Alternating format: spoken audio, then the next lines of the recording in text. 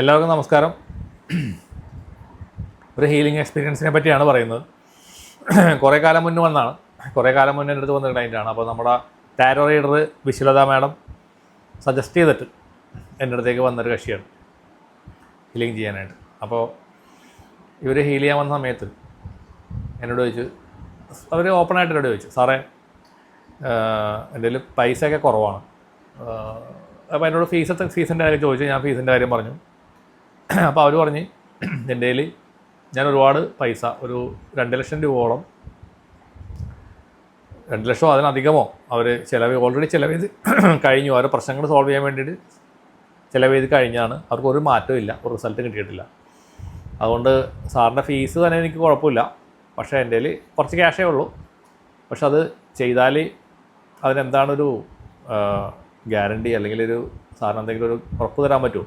എങ്കിൽ ഞാൻ ചെയ്യാൻ കുഴപ്പമില്ലാട്ടാണ്. അപ്പോൾ സാധാരണ രീതിയിൽ നമ്മൾ സാധാരണ ഹീൽ ചെയ്യുന്ന സമയത്ത് ദക്ഷിണ മേടിക്കാറുണ്ട്. കാരണം അതിന് കാരണമുണ്ട്.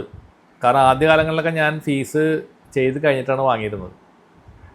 അപ്പോൾ പല ആൾക്കാരും എന്നെ പറ്റിച്ചു പോയി.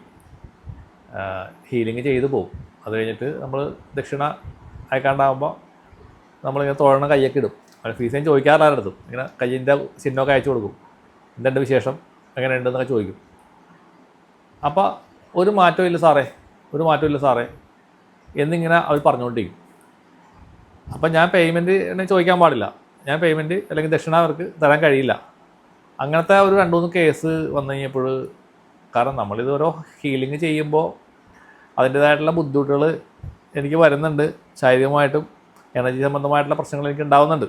ഞാനിതൊന്നും എല്ലാവരും പറയാറില്ല. പക്ഷേ പലരും എൻ്റെ അടുത്ത് പേഴ്സണലായിട്ട് മെസ്സേജ് ചോദിക്കാറുണ്ട്. സാറിൻ്റെ വീഡിയോ കാണുമ്പോൾ സാറ് വല്ലാണ്ട് ക്ഷീണിച്ചിരിക്കുകയാണ് സാറ് വല്ലാണ്ട് സ്ട്രഗിൾ ചെയ്യണ്ടെന്ന് ചോദിക്കാറുണ്ട്. അപ്പോൾ ഞാൻ ചിരിക്കുള്ളൂ. കാരണം കൈ നനയാണ്ട് മീൻ പിടിക്കാൻ പറ്റില്ല. നമ്മൾ ബുദ്ധിമുട്ടാണ്ട്, ഇപ്പോൾ ദേവിയാണ് ചെയ്യുന്നത്, ഞാൻ അതിൻ്റെ ഉപാധിയാണെന്നൊക്കെ ഞാൻ പറയുന്നുണ്ടെങ്കിലും അതിൻ്റെ പ്രയാസങ്ങൾ എനിക്ക് വരുന്നുണ്ട്.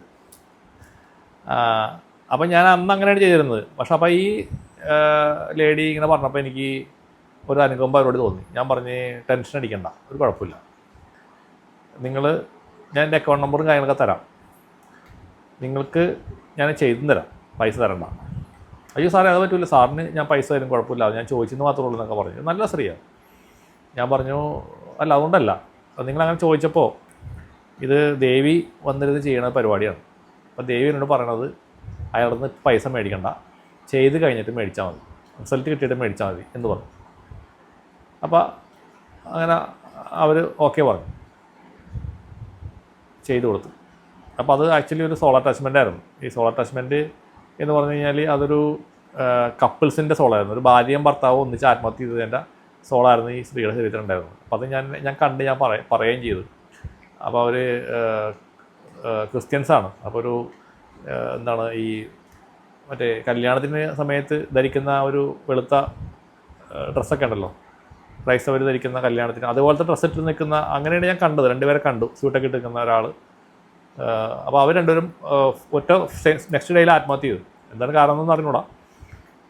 2 പേരും ഓടി അങ്ങനെ സൂയിസൈഡ് ചെയ്ത്. അത് എന്തോ റീസൺ ഉണ്ടായിരുന്നു. അപ്പോൾ അവരുടെ സോള് ആ വീട്ടിലുണ്ടായിരുന്നു.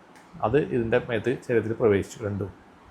അപ്പോൾ നമ്മൾ ആ ഹീലിങ്ങിൽ അത് 2നെ റിലീസ് ചെയ്ത് എന്നെ പറഞ്ഞേക്കുകയും ചെയ്തു. അപ്പോൾ 7ാം ദിവസം എൻ്റെ അക്കൗണ്ടിൽ പൈസ വന്ന് വീഴട്ട.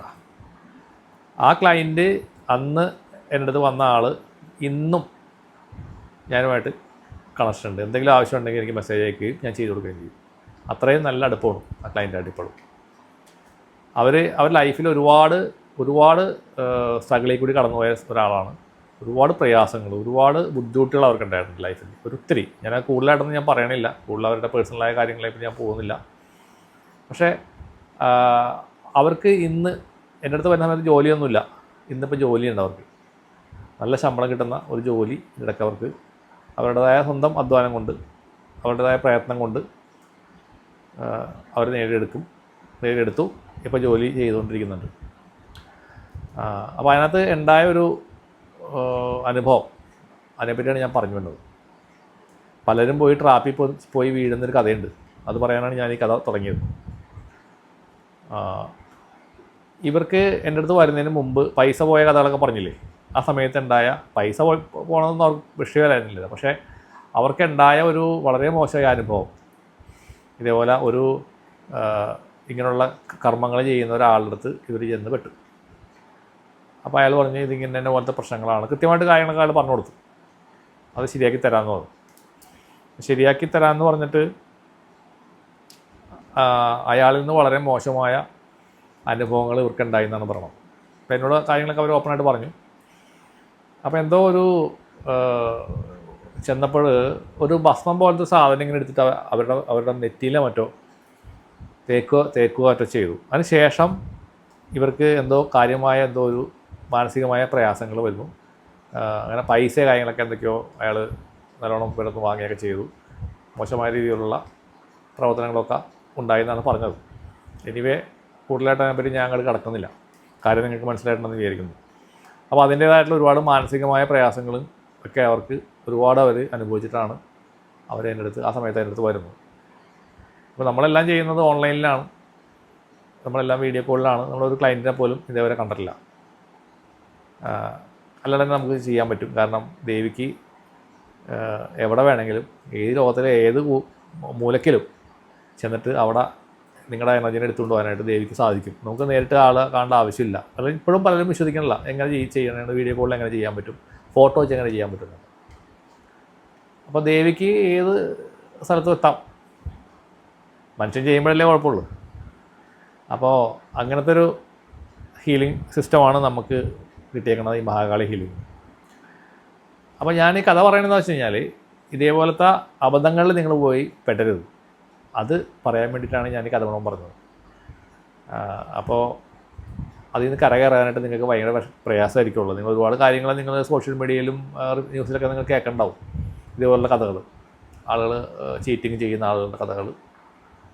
പിന്നെ അവർ പല രീതിയിലും മാനസിക സമ്മർദ്ദമൊക്കെ വന്നിട്ട് ലാസ്റ്റ് ജീവിതത്തിൻ്റെ ബാലൻസ് മൊത്തം പോയിരുന്ന ഒരുപാട് ആൾക്കാരുടെ കഥകൾ നമ്മൾ കേൾക്കുന്നുണ്ടാവും. ഇതൊന്നും തെറ്റായ കഥകളൊന്നുമല്ല, ഒറിജിനൽ കഥകളാണ്. അപ്പോൾ നിങ്ങൾ ദയവ് ചെയ്ത് ഇതുപോലുള്ള ട്രാക്കുകളിലൊക്കെ ചെന്ന് വീഴരുത്. തെറ്റായ വഴികളിലൂടെ നിങ്ങൾ സഞ്ചരിച്ചിട്ട് അറിയാതെ ചെന്ന്, കാരണം അവരുടെ കയ്യിൽ ഇതുപോലുള്ള വിദ്യകളുണ്ട്, വശ്യപ്രയോഗങ്ങളുണ്ട്. ഈ വശ്യപ്രയോഗത്തിലേക്ക് ചെന്ന് വീണ് കഴിഞ്ഞാൽ അതിൽ നിങ്ങൾക്ക് കയറാൻ പറ്റില്ല. ആരൊക്കെ വെച്ചാലും നിങ്ങളതിൽ നിന്ന് രക്ഷിക്കാൻ സാധിക്കില്ല. ഒരുപാട് അനുഭവങ്ങളുണ്ട് എനിക്ക്. ആ കൂടുതൽ അനുഭവങ്ങളൊന്നും ഞാനിവിടെ ഇതുവരെ പറഞ്ഞിരുന്നില്ല. ഇപ്പോൾ ഓരോന്നോരോന്ന് എനിക്ക് ഓർമ്മ വന്നത് ഞാൻ പറയുന്നതാണ്. കാരണം സമാനമായ അനുഭവങ്ങൾ നിങ്ങൾക്ക് ഉണ്ടാവാതിരിക്കട്ടെ എന്ന് വെച്ചിട്ടാണ്. എല്ലാവർക്കും നന്മ വരട്ടെ. നന്ദി, നമസ്കാരം.